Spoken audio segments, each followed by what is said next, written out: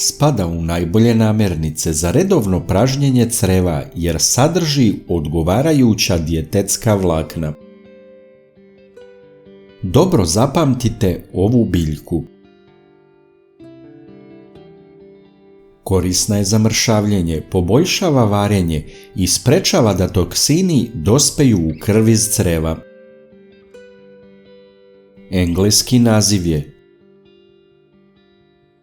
a latinski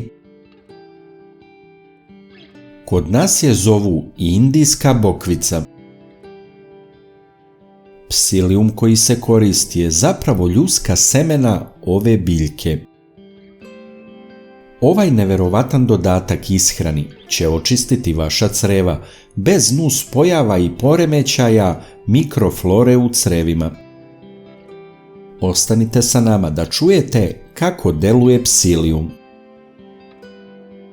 Psilium se najčešće koristi jer sprečava opstipaciju. Ali psilium je i za mršavljenje veoma praktično rješenje jer sadrži rastvorljiva i nerastvorljiva vlakna koja smanjuju apetit.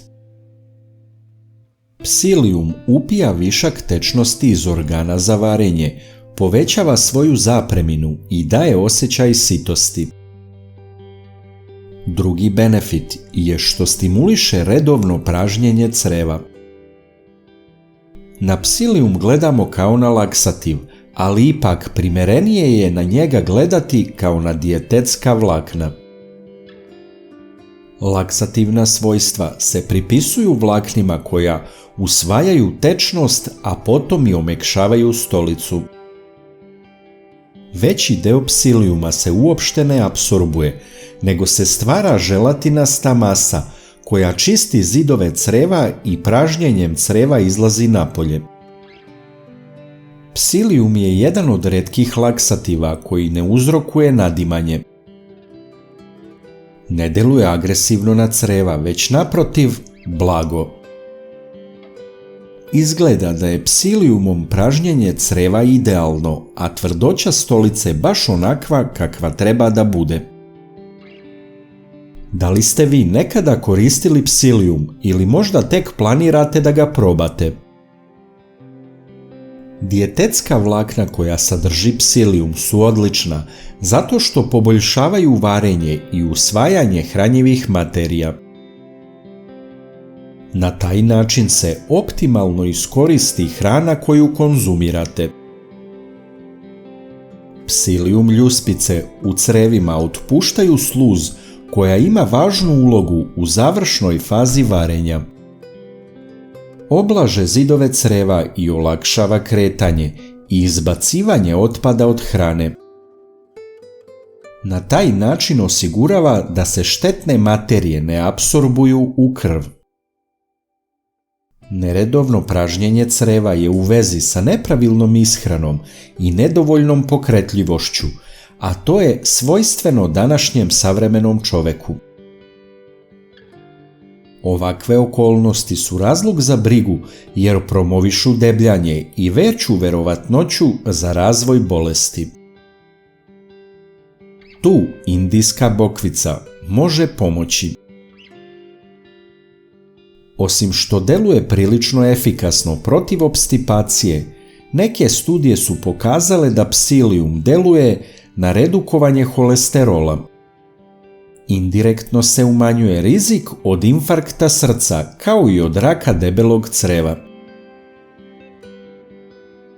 Veruje se da je koristan za hemoroide, čir, dijabetes, dijareju, konstipaciju, smanjenje telesne težine. Psilium, kao što vidimo, ima svoju ulogu kao prirodni lek, a upotrebljava se i kod nekih dijeta za mršavljenje. Veoma je bitno da se uz psilium uzima dosta tečnosti, da ne bi bilo neprijatnosti. Negde se čak pominje gušenje u grlu ako se uzima bez tečnosti. Zabeleženi su retki slučajevi alergijske reakcije. Ne preporučuje se bebama, trudnicama i dojiljama. Pije se razmućen u tečnosti. Preporučeni unos je 1 supena kašika na dan, 20 minuta pre jela.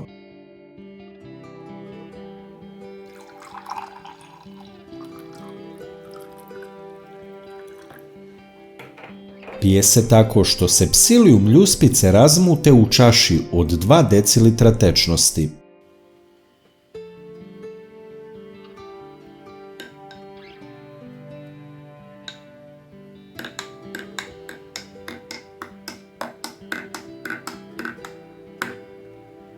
Može da se koristi voda, sok, čaj.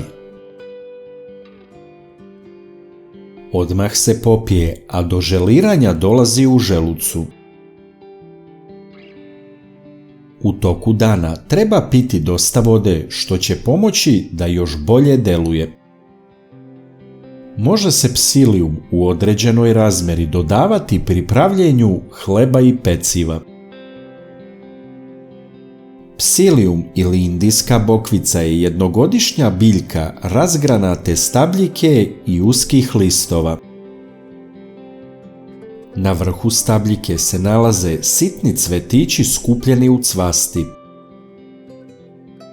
Biljka sadrži vlakna, nezasićene masne kiseline, lipide i dosta sluzi.